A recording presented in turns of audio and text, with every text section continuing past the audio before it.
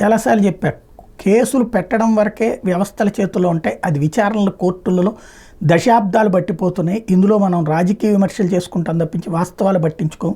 న్యాయ వ్యవస్థకి ఎక్కువ స్టాఫ్ ఉండాలి, న్యాయ వ్యవస్థ సీరియస్గా తీసుకునేటట్టు ఉండాలి అన్నటువంటి. ఇది 2024.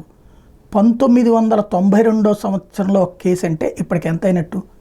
2002, 2012, 2022 అంటే 32 సంవత్సరాలు.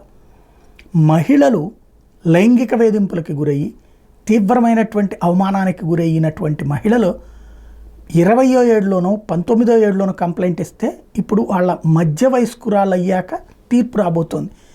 అజ్మీర్ ఫైల్స్ అని ఏమైనా సినిమా తీయాలేమో రాబోయే రోజుల్లో. 1992లో జరిగిన అజ్మీర్ సెక్స్ స్కాండల్కి సంబంధించినటువంటి విషయం మీద పెద్ద ఎత్తున జరుగుతుంది. 100కి పైగా హిందూ అమ్మాయిలని వాళ్ళ కుటుంబాల దగ్గర, ఇది హై ప్రొఫైల్ ఫ్యామిలీస్, వాళ్ళందరూ కూడా అక్కడ ఓ ఫేమస్ స్కూల్లో చదువుతూ ఉంటే వాళ్ళ మీద గ్యాంగ్ రేప్ జరిగింది.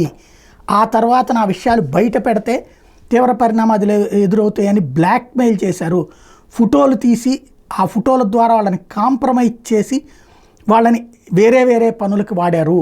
ఇందులో అక్కడ ఉన్నటువంటి ఒక మత సంస్థ ప్రతినిధి కూడా ఉన్నారు, అజ్మీర్ దర్గాకి సంబంధించినటువంటి ప్రతినిధి పాత్ర కూడా ఉంది అన్నటువంటిది ప్రధానమైనటువంటి ఆరోపణతో ఆనాడు కేసు నమోదయ్యింది, విచారణ జరిగింది, అరెస్టులు విడుదలలు అన్నీ జరిగిపోయినాయి.